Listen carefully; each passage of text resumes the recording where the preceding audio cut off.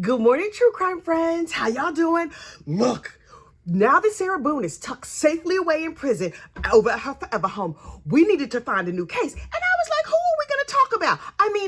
Investigate. And you know what I discovered yesterday? Miss Lindsay Shiver is back in the news. Y'all, do you know Lindsay Shiver? We're about to get into it. But first, you know what you need to do? Please like this video and subscribe to the channel. It helps other people find us. We are nearly at 10,000 subscribers. That is crazy to me.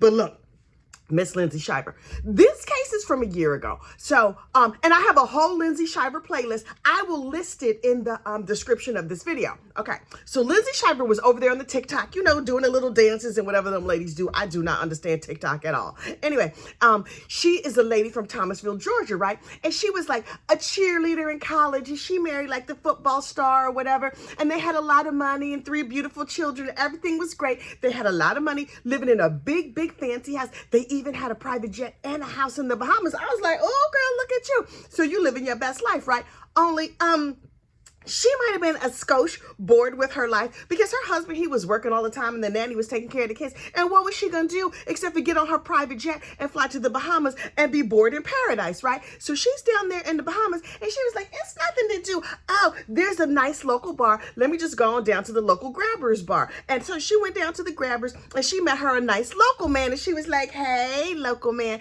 you looking awful cute. I'm loving your brown skin and your cute accent and everything else. And so she took him back to her familial home and had familial relations with him right there in the living room of the house. Well, it turns out the house in the Bahamas did not actually belong to her and her husband. The house in the Bahamas belonged to her in-laws. Okay, no problem, because she could use that house whenever she wanted to. No problem, little problem, because she did not actually own the house. She was not up on all the security features of the house, and her father-in-law had some health concerns. Oh, too bad for him. I hope he's feeling okay. But the mother-in-law was like, you know what? We're rich. We don't need one of those I've fallen and I can't get up little buttons. What we're going to do is install a whole video system. And so they had a whole video system around the house in case the father-in-law fell down or stubbed a toe or whatever happened, so they could check on him. Well, Miss Lindsay took her friend from the Grabbers bar over to the house, and she was charming his snake right there in the living room, and it got caught on videotape. You know, the videotape that was supposed to help the father-in-law, it caught more than that. And so she, you know, I guess she gave the man some sweet tea and sent him on his merry way. I don't know how they do down there in the Bahamas. Anyway, so she's like, went to bed, got a good night's sleep, wakes up in the morning. She's like, oh, I slept so well. And her husband was looking at her with the side eye. And she's like, baby, why are you looking at me with the side eye? He's like, don't worry about it. Turns out, he had gotten up in the morning and he looked at the videotape and he saw what she was doing over in the living room. And he was just like, she's sampling his baloney pony and this is unacceptable to me. And so he didn't say anything to her. He took that videotape and emailed it to their family and friends. How you go out your wife like that? Signs your husband does not really like you. He is emailing your scandalous tape he emailed it to his mom and daddy and to her mom and daddy.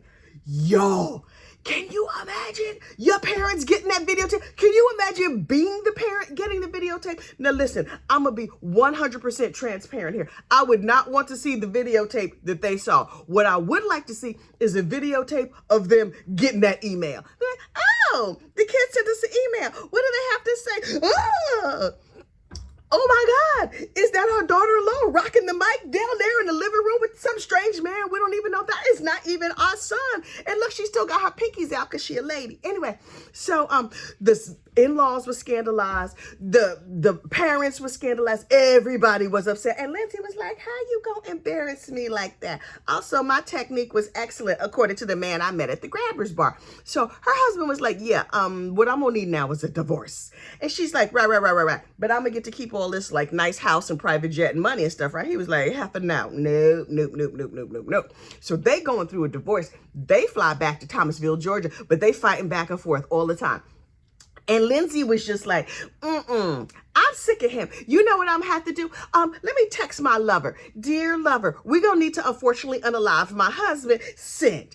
And the lover was like, oh, girl, I can help you right out. I got some ne'er-do-well friends. And so my ne'er-do-well friends, they can help you, unfortunately, unalive your husband. So they were making all the plans and doing all the things. And Lindsay was like, I'm not worried about it because soon he's no longer going to be on this mortal coil. I'm not going to have to fight him for custody. My mom and them, maybe they can forget what they seen on that videotape. I was just trying to see how many licks it takes to get to the center of a Tootsie Roll Tootsie Pop. But you know, I didn't know it was going to get caught on film. Anyway, so down in the Bahamas, the would-be hitmen were impatient, I guess. And so they decided to rob the bar where everybody met, the Grabbers bar. They went and robbed the bar. So the police were like, okay, ne'er-do-well hitmen. They didn't know they was hitmen at the time. They just thought they was robbers. So they was like, okay, robbers, we're going to take you in because you robbed this bar. We're going to seize your phones and do all the things. And while they were going through the phones, they were like, wait, what are these messages that you have here about unfortunately unaliving some nice man from Georgia?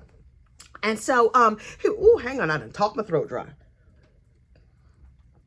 So the hitmen were like, she never even paid us yet. You want to know her name? You need to know her address. Let me give you all the information. So they wrote down all the information and the police were like, thank you so much. The next time Lindsay took her behind down to the Bahamas, they were like, hey, Lindsay girl, how you doing? We got some nice bracelets for you. And they arrest her and cart her off to jail. And the whole story blows up. Look, her husband immediately was like, well, now I win the divorce. I get the kids. I don't have to pay your trifling behind alimony. This is all going so great for me, right?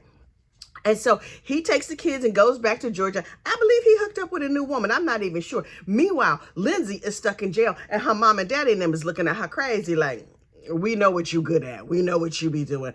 You can't even be drinking off our glasses and eating off our silverware, nothing now, because, girl. So she's just like, but mom and dad, can you please bail me out? And they were like, Heifer, no.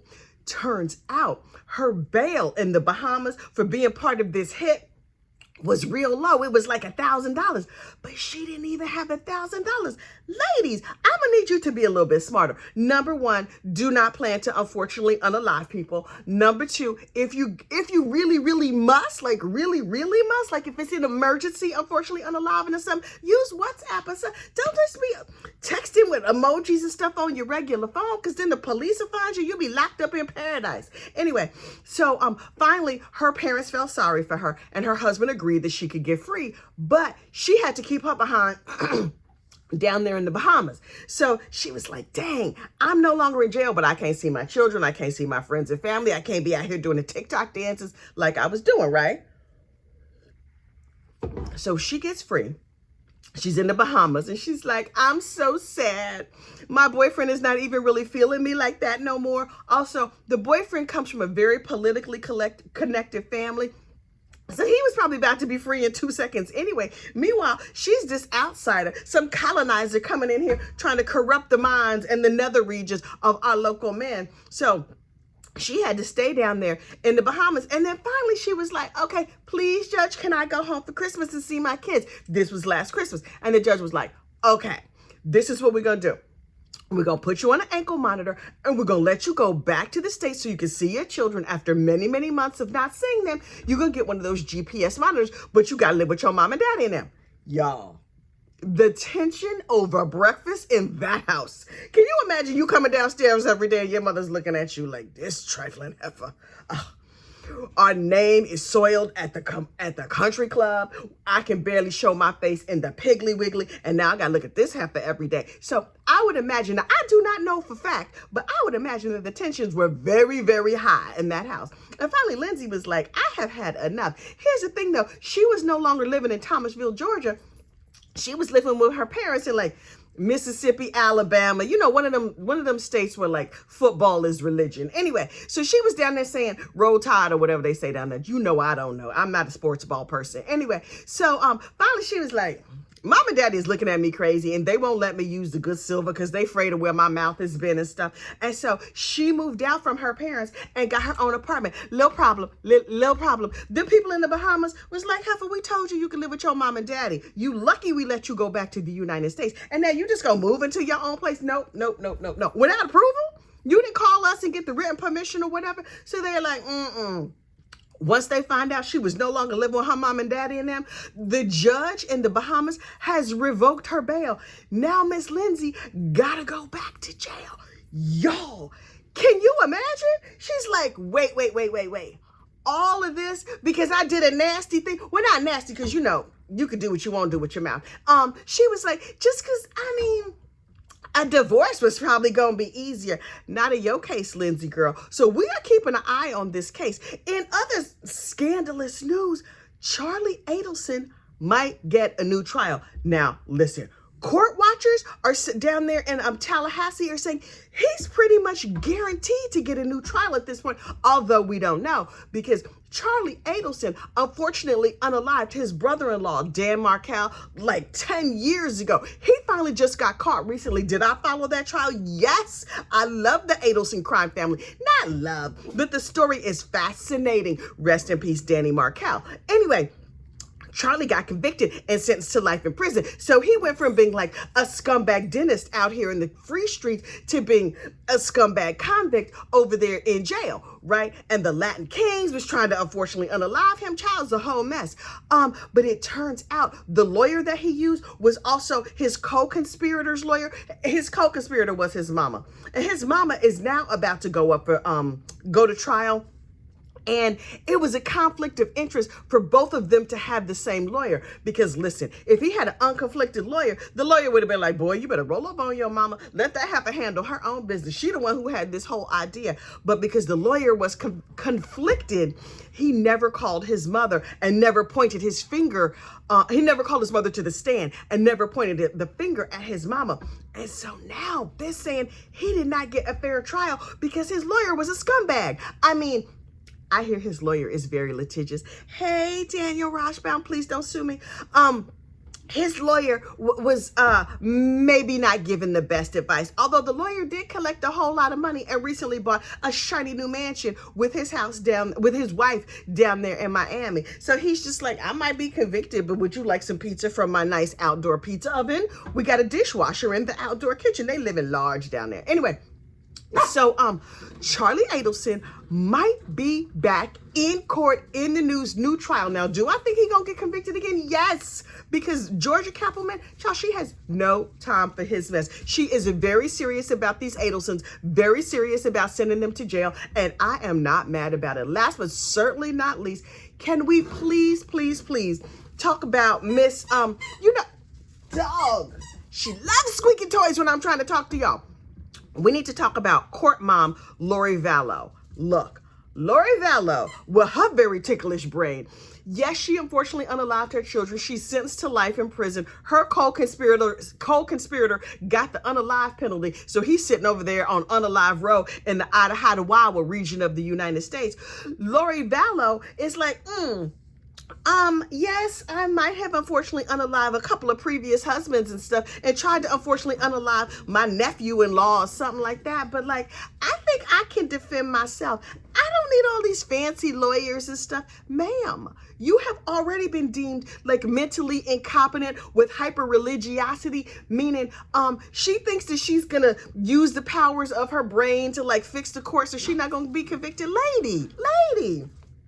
This not gonna go good for you. I'm not psychic or nothing, but I can already tell this not gonna go good for you. But that's okay.